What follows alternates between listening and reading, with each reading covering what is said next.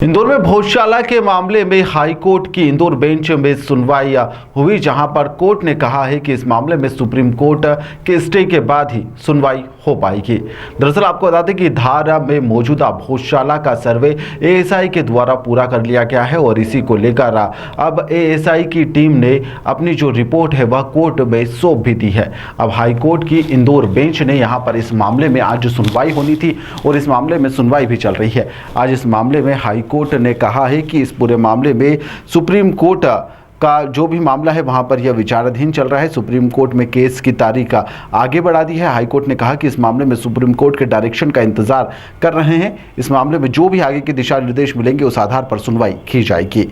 देखिए, आज उच्च न्यायालय इंदौर के डबल बेंच के समक्ष भोजशाला के मामले में सुनवाई निर्धारित थी, जिसमें आज सुनवाई करते हुए डबल बेंच में समक्ष कुछ पक्षों को कॉपी नहीं रिसीव हुई थी।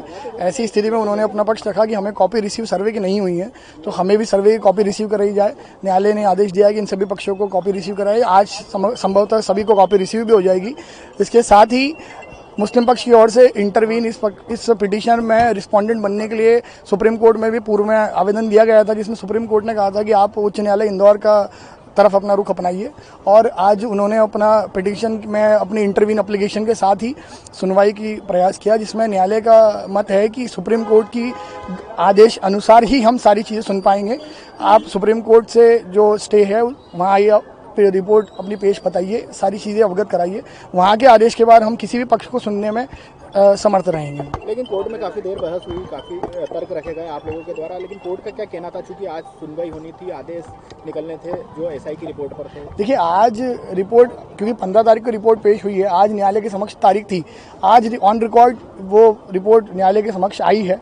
चूँकि सुप्रीम कोर्ट ने सर्वे रिपोर्ट के ऊपर अपना स्टे लिया हुआ था, ऐसी स्थिति में न्यायालय अग्रिम सुनवाई करने की स्थिति में नहीं था, इसलिए उन्होंने सभी पक्षों को कहा है कि आप सुप्रीम कोर्ट के आदेश का वेट कीजिए। सुप्रीम कोर्ट में जो भी आदेश होता है वो आदेश होने के बाद इस न्यायालय को अवगत कराते हुए फिर इस न्यायालय की अग्रिम तारीख आपको मिलेगी। ऐसा भी सुनने में आया कि मुस्लिम पक्ष ने पूरा ही मामले की सुनवाई सुप्रीम कोर्ट में करवाने की बात रखी। नहीं, ऐसा कुछ अभी तक कुछ नहीं आया। आज की सुनवाई का क्या निर्णय निकला? देखिए, सब सुप्रीम कोर्ट जब तक अपना मत क्लियर न करे, सुप्रीम कोर्ट के मत के बाद ही ये न्यायालय सुनने की स्थिति में रहेगा।